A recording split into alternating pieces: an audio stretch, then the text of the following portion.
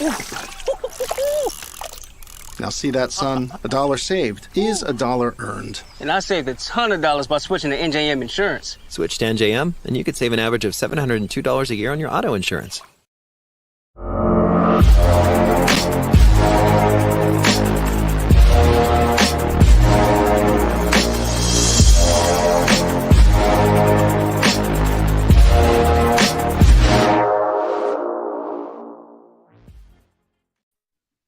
Hello, everyone. Welcome into Inquirer Live, our special Bracket Jawn edition, sponsored by NJM Insurance. I'm Jeff Neiburg, college sports writer and sports betting producer here at the Philadelphia Inquirer. I'm joined by my colleague, Mike Jensen, our college sports columnist, who probably sees more basketball in more gyms than anybody on our staff combined.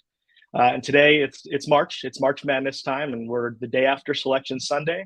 And it was a Selection Sunday, Mike, that, as you know, had a lack of Philly flavor on the men's side, and for the most part on the women's side too. We're going to talk about some of that today throughout the show. We'll dive into we have one of our 12 City 6 teams, Division I, appearing in the tournament. That's the Villanova women. We will jump into them, as well as the historic season Maddie Segrist is having for those Wildcats. Before we jump into that conversation, I'm going to remind the audience, you can participate anytime during this discussion. You can submit questions and comments using the comment section below. And if you're watching on social media, head over to inquirer.com/live to do so. Mike, the NCAA tournament is here. And if it feels like on this Monday, it's now Monday afternoon, that there's a lack of excitement surrounding the men's tournament, it's because we made some unfortunate history here in Philadelphia. For the first time since 1977, and the first time ever in the expanded field of 64-plus teams, there will be no City 6 men's teams playing in the tournament. And like I said, the Villanova women are the only team from the City 6 that are in the tournament, and we're going to get to them shortly. But we're going to start with that big story of the day, the 40, what's that math? 45 years in the making, 46 years in the making. No City 6 men's team in the tournament. So, Mike, if I told you that in early November, before the season got started, that this would be our reality here the morning after Selection Sunday, what say you? Yeah, I say, no way, Jeff. I did not see that coming, in the sense that there are always possibilities. I mean, first of all, we've been penciling Villanova in for however many years now. Since 2004, we've correctly been penciling them in. So I didn't see that. Even understanding, Justin Moore was out, for instance. I didn't see that. Temple thought they were a contender. Penn need to get in the 4 of the Ivy League, and then it's a two-game playoff to get in. So I saw those as the possibilities. I didn't see this coming. No.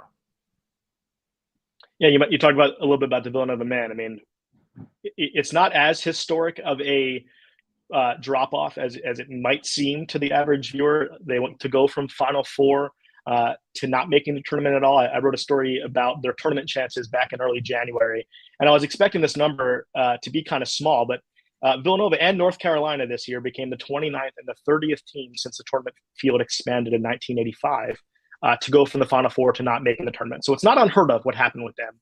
But obviously a lot transpired with that program this year. It started in April after that Final Four run when Jay Wright announced his retirement. But a lot more went on with the Wildcats, specifically with injuries.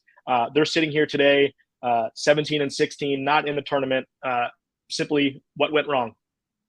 Yeah, you saw them even more than me. And you very nicely didn't correct me just then when I said 2004 the last time. 2012, now that I think about it, second time since 2004. What went wrong? Well, they didn't have a point guard who could quite replace Justin Moore. And I'm a Chris Arcidiacono guy.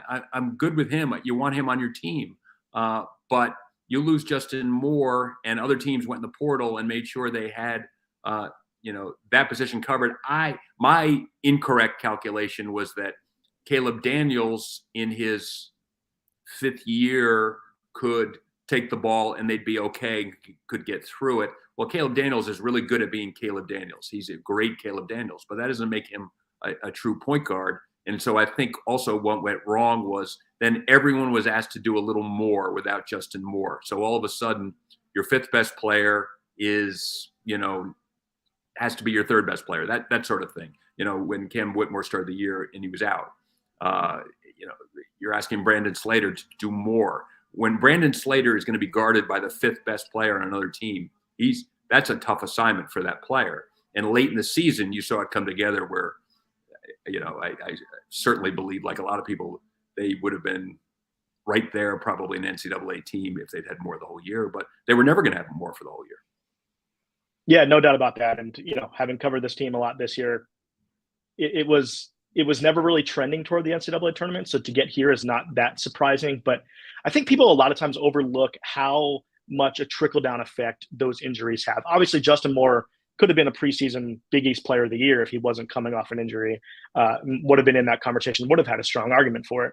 But when you lose him, when Cam Whitmore misses the first 7 games, when Jordan Longino misses the amount of times that he has, it's not even just that your fifth best player needs to become your third best player. It's the 8th and 9th guy on the bench too now has to play more minutes than he would have ever had to play before. And a lot of that stuff I think gets thrown out the window. And a lot of that, Kyle Neptune criticism on the message boards misses some of that context. While it wasn't perfect, they were dealt a pretty tough hand. They played 9 total games this year with their full rotation. They went 6-3 in those games, including 2 quad 1 wins. So like you said, if they had their roster for the whole year, I think we're looking at a much different team. But we don't get to go in a time machine and go back and change those things. So it is what it is. But their season is not over. They did accept a bid to the NIT. They are going to Liberty. They did not get a host site. They are going to Liberty tomorrow. Smart move for them to play in this tournament. No brainer. What are some of the benefits? And if you've taken a look at the NIT bracket, how do you see them faring this week and next? I have never looked at an NIT bracket, and other than the fact in my lifetime, to be clear, I'm not trying to pass as an NIT bracketologist, but I did see that if they win at Liberty, Wisconsin hosts somebody in the Midwest. Bradley. Yeah, I knew it was another Wisconsin school, so they would go to Wisconsin if they win. I don't think they're even eligible to host because Villanova women are hosting the NCAA tournament. So I think they were, by definition, going to be going on the road. Man, good luck for those players. I always feel like, let me put it this way, for Kyle Neptune, he wants on his resume, they're a postseason team, that sort of thing. You'd rather be there than not be there. I always wonder, you take a secret vote of the players. Do you want to go and play one more? If the answer is yes, fantastic. If the answer is no, like North Carolina clearly was, then don't make them play. As you can see, I'm not an NIT guy. Yeah, I'd like to think it carries over to the next season. I don't believe in that 2 games in March has any factor whatsoever for next December. Yeah, I'm with you. But I think if you polled Caleb Daniels and Brandon Slater, those 2 fifth-year players would want their careers to continue for a couple weeks. The rest of the guys on the team, maybe not. But enough reason. Go ahead. Yeah, of course. Moving away from Villanova, we have the other City 6 teams that are not in the tournament. In your mind, is anyone even close? Is Villanova close? Is this a new trend we're going to have where City 6 teams aren't going to make the tournament? Understanding things change quickly, of course, but where do the City 6 men's teams stand right now in their ability to get back to the tournament in the near future? Yeah, things change by the day with the portal now open as of today. So, incoming, outgoing, we don't know the team. So it's we'll take a crack at it here, but it would be a different answer next week. It would be a different answer in 4 weeks. It would be a different answer in October. But right now, if you look at it, Jordan Dingle at Penn and Eric Reynolds at St. Joe's were in my mind, number 1 and 2 for Big 5 Player of the Year this year. Both of them back, both of them. So the scenario for Penn, same thing. Some a quality backcourt in the Ivy League, back, get to the 14 playoff in the Ivy League. They were favored to win it this year. They couldn't get over that Princeton hump in the regular season and the conference tournament, but they're completely viable. St. Joe's is more viable than they've been since the last time they went to the NCAA tournament. If you've got Eric Reynolds as a legit, A10 Player of the Year candidate and can get you baskets when you need them. Lynn Greer's second half of the season showed he's a quality A10 guard when maybe that was a question mark in the first half of the season. The second half of the season showed that. They've got I believe the Catholic League Player of the Year coming in Xavier Brown, right? And they'll probably give him the ball, I would think. So you got a backcourt. They got a big man sitting out who I'm told will be a pro prospect. I like St. Joe's is what I'm saying. I think they've got guys.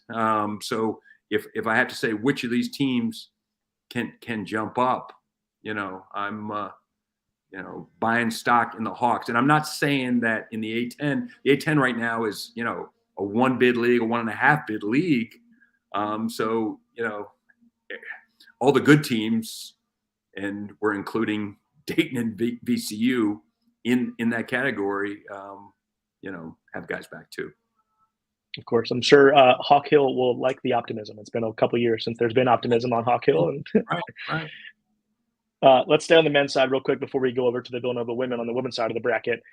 Mike, let's not act like we don't have people in our market that we work and live in who are going to be pulling for one team specifically in this tournament. The Penn State Nittany Lions went on a pretty remarkable run this week at the Big Ten tournament, got all the way to the final before losing to Purdue.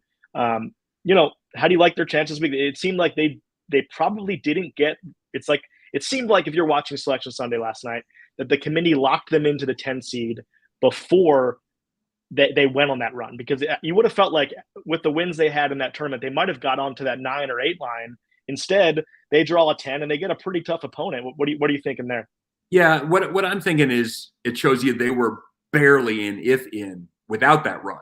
It means they were starting from further back. I'm looking at the committee. Maybe they gave them credit for that, but if they weigh everything equally and literally don't give you more credit for a conference tournament win than any other win, than a random game in December, okay, it did seem tough to me because I don't think anyone in the field is going to be excited. Oh, good, we get Penn State. That's an easy one. There's no way.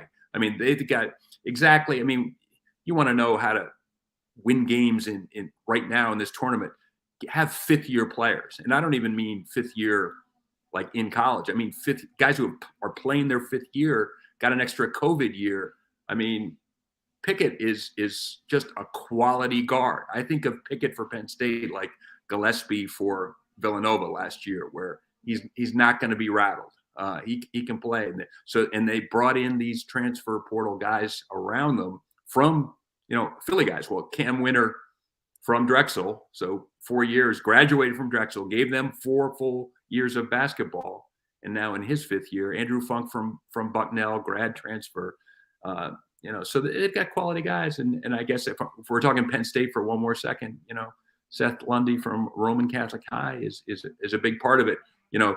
Huge X factor for them. I mean, if you tell me how many 3-pointers Seth Lundy is going to take, some, and he should, how many he's going to make, that'll be a very interesting stat for the Nittany Lions. Yeah, I think if Lundy and Funk are knocking down threes, they probably get through that game against A&M. But it's a tough opponent. It is a tough opponent. A tough one for sure. In a pretty good conference this year too. So yeah, I mean, people were. I'll just take a second here. People were like saying, "Oh, Vandy's in" when they beat Kentucky. Well, Vandy is not in this field because they had Texas A&M in the next round, and Texas A&M was already in, but weren't interested in helping Vandy get the tournament. Yep. Let's transition over to the women's side of the bracket now, Mike. I know you're going to be following the Villanova women this year. They're going through what is a remarkable season led by one of the best players to ever play college basketball in this city, men's and women's, Maddie Siegrist, it seems like every week we're breaking new records here. We're finding something new, new list that she's on, new record she's breaking. Mike, for readers and listeners who have not been paying much attention to Villanova women's basketball before this show or before this week, what have they been missing? Yeah, I mean, you put it really well. You're missing something special, something historically special, something where if you're a hoops fan, take a look. You can get in the building because they're playing at home, which is also, a milestone for Villanova's program. But with Maddie, you're going to see a player who gets buckets, who can. It looks like a shot. Let me put it this way: the thing I love about Maddie Siegrist is it's almost like the double team. She's like, oh, okay, she can bounce off the double team. The second person come, rise above it, and that's the time to take the shot. It's not a time to not take the shot. It's like almost like a trigger for her. It's like, okay, boom. Or she'll make the pass to the open person. She's an unselfish player. But, she's very interesting to watch. Seems like they got an okay draw, as you needed to be one of the top 16 teams in the field to get the right to host 2 games, which they got. So the first game against Cleveland State, I'll know a lot more about Cleveland State by Saturday. I know it's in Cleveland right now. And Florida Gulf Coast is a good upset possibility playing Washington State. So, and how I really like this thing. The NCAA women's field this year, instead of having 4 sites for the Sweet 16 Elite 8 round, they went to 2 sites. A lot more teams in 2 places, Greenville, South Carolina, and Seattle. So if Villanova wins 2, which is still, Villanova has not won 2 in a long time, you're not giving them those 2 at home. But if they do, they go to Greenville, South Carolina, and number 1 Indiana is the big mountain in their region. Buck stops there. Oh, I don't know. Yeah, I mean, Buck stops being favored. That's for sure. I mean, they'll be a favorite for 2 games. See how they deal with that. I never give anybody second round as a favorite. I always feel like the men's, women's, any level playoff basketball, the first 7 minutes of a game, if you can catch a lead and just be playing a little bit loose, but if you're favored and the ball's not going in early, life gets a lot tougher. We've seen that show. Yeah, for sure. One side note for listeners, you can learn more about the Villanova program right now and the people that are making that program go by visiting and checking out our ongoing docu-series that's focusing on the team. We've already had a couple episodes focusing on Maddie Siegrist, focusing on Coach Denise Dillon. We'll have a couple more coming for you. Fun little project we're doing. Mike, you kind of mentioned the path. Oh, sorry. Excuse me. Next, I lost my place here, but we're back. Sorry about that.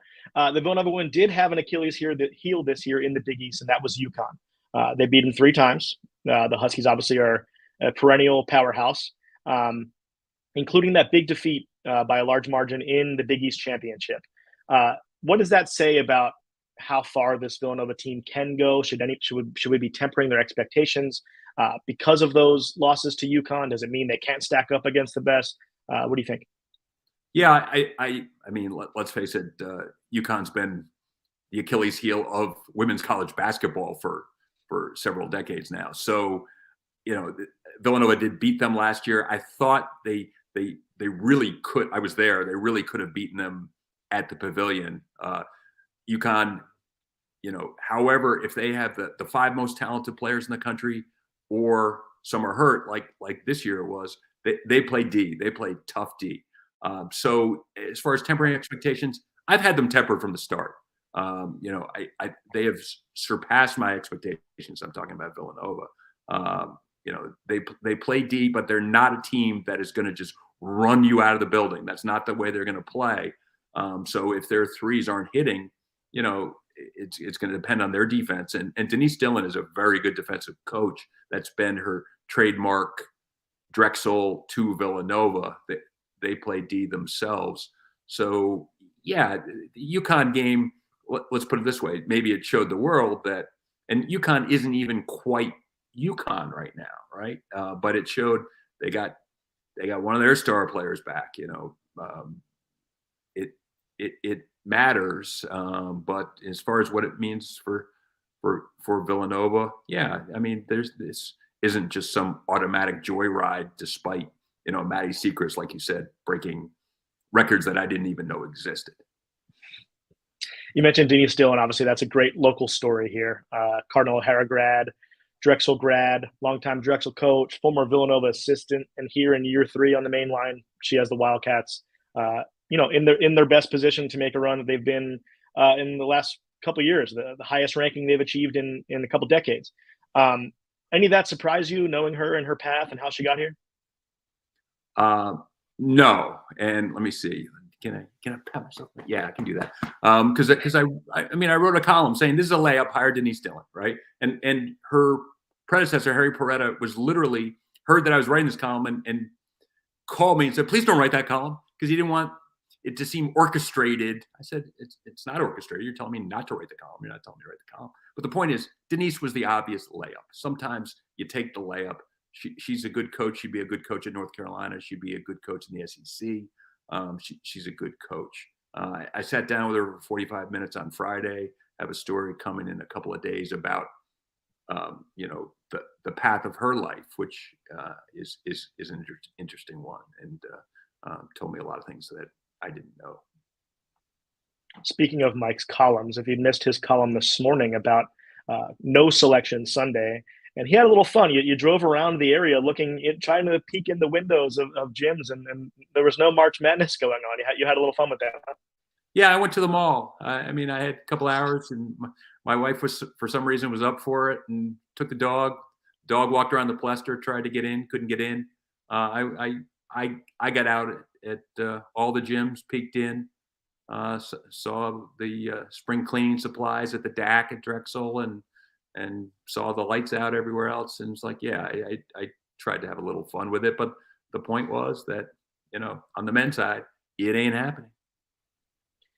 Back to the women. Maddie Siegrist, of course, gets a lot of attention, as she should. All-time leading scorer in program history, passing Shelley Pennefather, all-time Big East scorer, all those things. Tell us a little bit, though, about some of her teammates who have been critical this year and helping her out. Yeah, beyond critical. So you've got an inside player in Christina Dulce who's come along as a sophomore and has given them a presence at both ends. Is a really good inside player. I think that's been massively huge because they lost an important inside player. They lost their second and third leading scorers. So, you wondered, could they take this kind of leap? And the reason they could is also Maddie Burke transferred in from Penn State. She's a shooter, but she's given them more than that. She's blended in at both ends. And Lucy Olson at point guard has been just huge, massive. A player who can get her own shot, get the ball around. She's got a great first step. She is, this level and then some as a point guard. So, that's some of the players. Then you'll see, okay, if there's an Eagles fan on here, why should I care? Well, John Runyon's daughter Bella is going to come off the bench as the defensive ace of that team. And you'll say, oh, 2 steals for Bella Runyon, and because she's an important part of the defensive equation. We'll get some buckets too, but she's fun to watch. Mike, I know it's obviously people are focused in on the Division I part of the NCAA tournaments, both men and women, but we've had some other local teams making some runs, including the Jefferson women's team and the Swarthmore men. I know you were there Friday or Saturday night at the Swarthmore men's game. Pretty exciting finish. Tell us a little bit about the Swarthmore men, Jefferson women, what's going on there. Yeah, Jefferson women, I saw them play in their conference tournament, sat down with their best player, Haley Haley, who's in their league. She was the player of the year and the defensive player of the year. Well, when you get that combo, you got a pretty good team. And sure enough, they got a pretty good team. She had 10 steals in the second round of the NCAA tournament this week. So she's for real. They are playing for a regional championship in Division II. The regional championship is after the Sweet 16. Then they take 8 teams to the national tournament. Little wrinkle. So that team's interesting. Yeah, Swarthmore. I was actually there Friday and Saturday.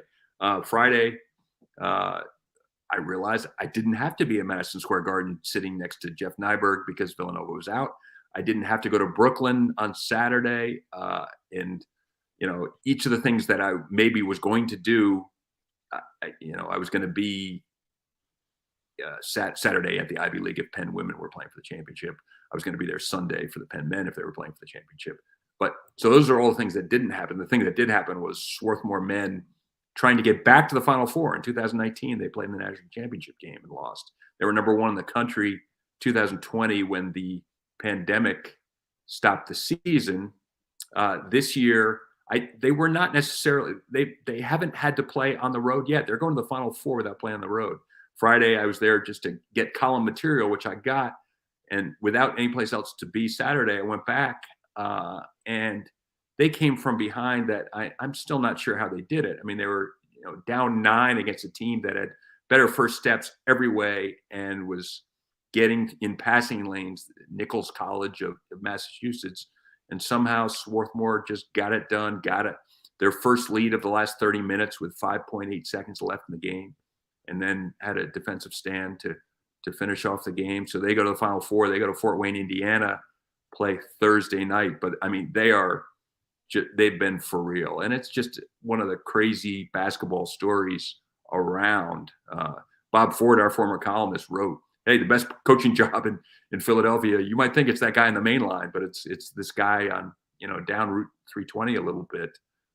So every time I go there, you see coaches there, which tells you something. I mean, D2 coaches, D3 coaches, retired coaches.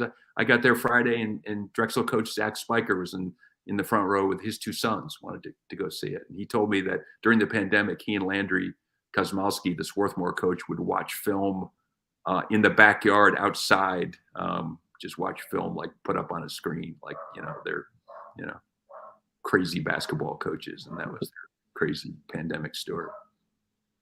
Mike, transitioning back to the Division I men's bracket before we wrap up, I'm not sure how close of a look you've had at the bracket since it came out last night. Anything stick out to you? Did you pick a Final Four yet?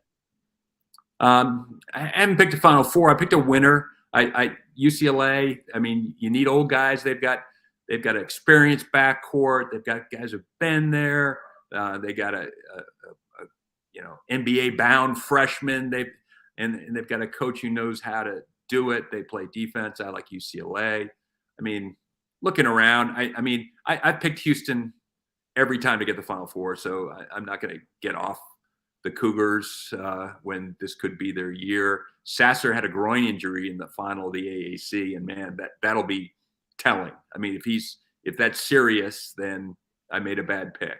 But we'll see on that. I mean, I picked Kentucky last year to win it all, and that was good right till the end of their first round upset to St. Peter's.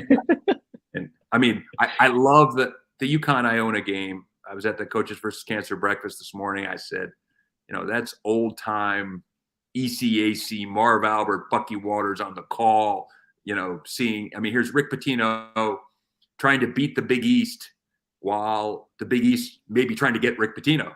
He could end up at St. John's, by 48 hours after Iona's season's over. But that's a fascinating game. I really like UConn. I like UConn as a Final Four possibility. That's UCLA's bracket. I can't take 4 teams from that region, but UConn, I mean, you saw them you saw them more than I did. Yeah. They're just long. I like the way they play defense. So I didn't think much about my picks when I did this last night. I spent about a total of a minute and a half on making my selections, and I somehow ended up with UConn as the national champion. Okay. And it's just like the way the path worked out. I mean, and then Mm-hmm. I had like a couple Big East teams, and it's not because I cover Villanova. I'm not trying to be a homer. I think Creighton's got a decent path to get in there. There's just, and you're seeing everybody say this could be a wacky, wacky, wacky tournament. So listeners, when you're filling out your brackets, no pick is crazy. And head over to Inquirer.com, fill out your bracket, John. Thanks everybody today for joining us with Inquire Live. Bracket John, that's going to do it for us. This has been sponsored by NJM Insurance. We hope you had a good time and enjoyed the conversation. For more information on our upcoming brackets and predictions, you can head over Inquirer.com/sports. We'll be analyzing the tournament throughout the tournament. For my colleague Mike Jensen from the Philadelphia Inquirer, I'm Jeff Neiburg. Thanks so much for joining us. Have a great rest of your day and enjoy March Madness.